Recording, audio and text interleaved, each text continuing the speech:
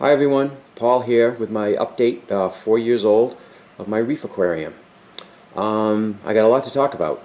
There's been a lot of changes in the past year and I've been doing a lot inside the tank. I've got to talk about the Radion Diffusers. I've got a Pax Bellum algae reactor down in the basement, and I've ripped out a lot of the older large colonies and replaced them with some high-end frags. So I guess there's a little bit to talk about here. But I think I'll probably start off in the basement with the algae reactor. Let's go down there. Alright, here we are down in the basement, and here's the new addition, the algae reactor. Now previously with other setups I had not an algae reactor but an algae scrubber, which I had made myself. And I really liked that algae scrubber. It did a good job. It helped keep nutrients down. The tank never looked better than when I had it on there. But when I put this new system up, like 4 years ago, I didn't include it. And I didn't include it because of the maintenance and the upkeep of, constantly taking it apart and having to scrape it down, every week. Sometimes I'd go 2 weeks, but it was a real pain. And so I thought with this system, I would just see what happened, whether I really needed one or not. But I determined that I really missed having some kind of an algae uptake system, and I researched this by Pax Bellum and read a lot of good things about it. And so last year, after I sold some frags at my club's frag swap in September, I took the cash and I bought this reactor. Now it grows chaetomorpha like crazy, and I don't know if you can see it. I just emptied it the other day and it's chock full again. But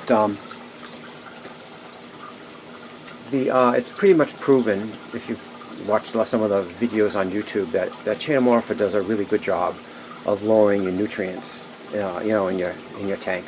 So I'm pretty much sold on it. But I have to find a way to phase out my other my carbon dosing that I do. I used to dose vodka, and I had biopellets. I still have the biopellets. They are, I don't know if you can see them, attached after. Let me see if I can get around here. That's a biopellet reactor. It's sitting in the, the frag tank. And I'm just going to let the pellets run out on their own, slowly. So instead of like a big change of just yanking the thing off, I'm just going to observe to see what happens and slowly let those pellets, use themselves up until I'm not using it at all, and then disconnect it and see how things go. I think that's better than a cold turkey approach of just stopping. And we'll see how that goes. This is the frag tank, and you can see some of the stuff that I've cut back from upstairs. They're really not frags. They're huge. They're pretty big colonies, actually. I sell them to friends and people in my club. And they're appreciative, and I could use the money to help pay for my electric bill. So it works out pretty well. And since it's down in the cellar, I have everything insulated. Even in the summertime here, my heaters still go on at night. It still gets cold enough. So I keep the insulation on at least the frag tank year round. So that's the only change that's happened down here. So now I can go back upstairs and talk about the lights and show you what I did with the frags. Alright, here we are back at the display, and I think what I'll talk about first are the Radion Diffusers. I bought those in the fall, sometime before the holidays, and I noticed immediately upon installation that it was a softer T5-ish looking appearance to the tank instead of the intense direct lighting of the LEDs. I like it right away. I noticed a little bit of difference with the shimmer. I don't know if the camera can really pick it up, but a little bit more natural. You don't have the pinpoint disco ball stuff that's happening on the sand. That never bothered me that much anyway. I didn't have a lot of it, but I noticed that it looked a lot better with the diffusers. And over time, looking at the coral and the coral colors, I'll use this stylo as the best example. This stylo was not uniform in its coloration before. It would have areas that looked like they were getting more light and areas that were darker and different colors throughout the colony, whereas now it is uniform. You know, that just tells you that the diffusers are keeping the light diffuse, and the coral is not getting any hot spots or variations in par. So I'm pretty happy with it. I think it looks good, and I think the coloration of the corals is doing really well. And the only negative I can think of is I had to increase the power output of the lights by about 20%. And like I've mentioned before, I'm always looking for ways to keep my electric bill down, but I needed to compensate for the decrease in power. So next, what I think I would talk about is the fish population of the tank, which is probably the lowest I've ever had. Not done intentionally, but I've lost a lot of fish, and it's not because of any disease or any catastrophe or anything. It's just that my fish are old, and through attrition, they've simply died off. I don't have any more wrasses. My triggers are gone. I need fish. It's a fish sparse tank, and since I've been concentrating so much on taking out large colonies, doing fragging, and replacing with new frags, I really haven't had time to restock with fish. I do have a list of ones I want to get, so I will get to that, but I will probably do that last. So like I've been saying that I've been tearing out and removing colonies. You can't see too much of that in the front of the tank. It would be much more obvious in the back. But you'll see that I have a lot of small new colonies, like that's glow stick right here. It's only been here for a couple of months, and I think behind here somewhere is, where is it? The VIN, I don't know where I can't get it. Right there. Not well focused.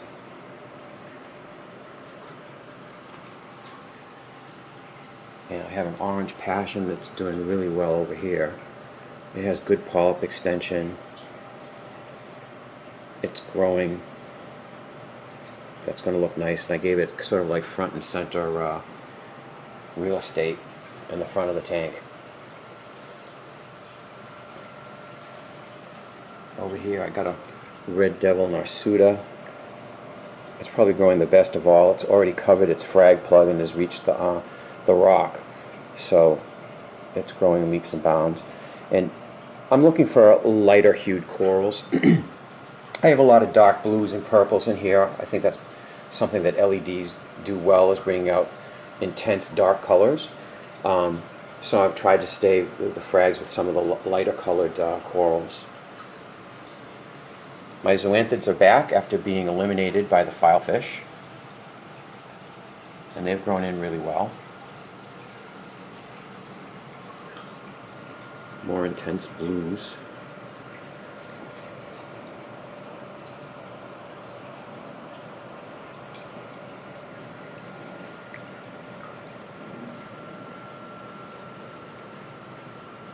You can see my frog spawn through the arch.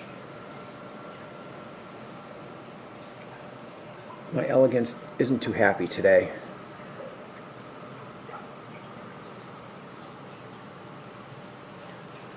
My anemone, really big. I rarely feed it. I don't want it to get much larger. It can't get any larger. There's no space. It's stinging the corals above it. But they're happy clownfish. They breed all the time on the acrylic.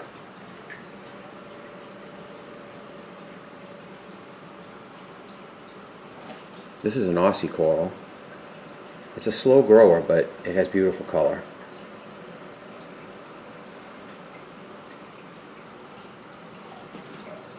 Now back here you'll be able to see more of what I've empty spaces where I have tiny little frags.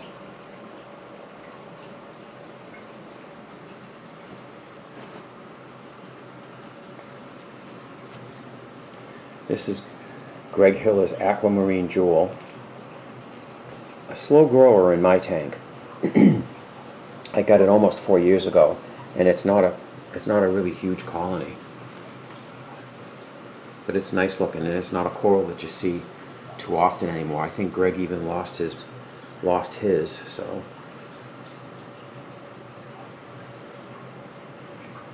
I have frags of ephlos down here. The upper one is new. It's only been here for a couple of months, but the bottom one is old, and it's just a frag of the one that used to cover this entire area. It was larger than my outstretched hand, and last week I hacked it back.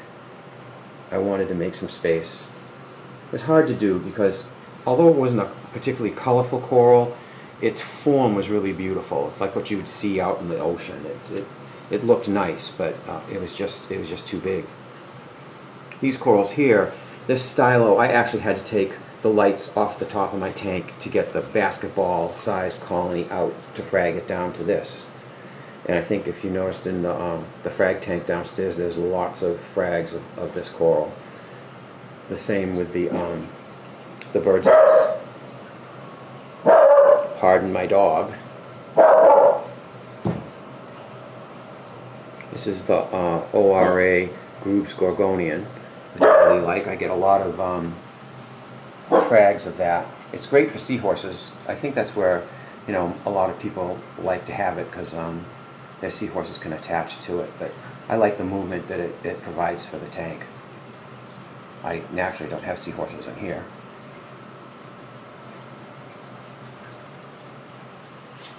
Haven't cut this back yet. I kind of like the way it looks, the way it juts out.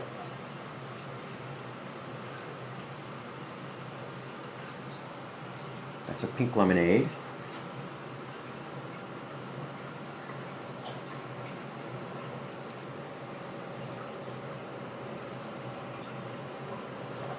That's an ORA pearlberry. More little frags. I don't remember the names of where I put what, and they're too small for me to identify. My red dragon, I have this throughout the tank. I just love the color. It grows really well. You can grow it as a deep water. You can bring it up higher for more intense color. It's pretty common, but it's one of my favorite corals, along with the Hawkins echinata, which I really love. Same thing, you can put it anywhere in the tank and it seems to do well.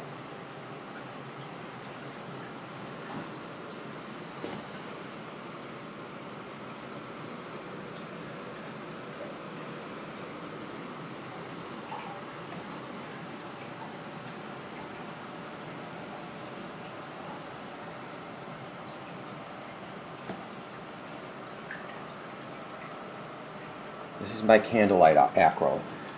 This is just a no-name acro that I picked up at a fish store in Stoughton, which is a town near here. And it was pretty plain and blah, but you give it enough light and it turned into this. It's bright purple with intense white polyps that from across the room look like little candles. It glows. So it's a favorite of mine, and so I named it, you know, Paul's Candlelight Acro. So when I sell it to some of my friends, that's what I call it. I got my own coral. Hey, why not?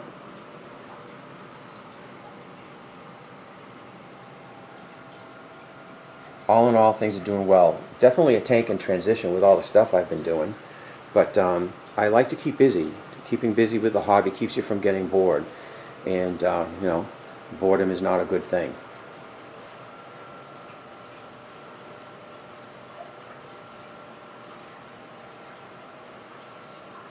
So there you go, that's my 4-year update. By next year, those teeny tiny little colonies that I had should look like something. Maybe I'll be able to identify more of them for you. But thanks for watching.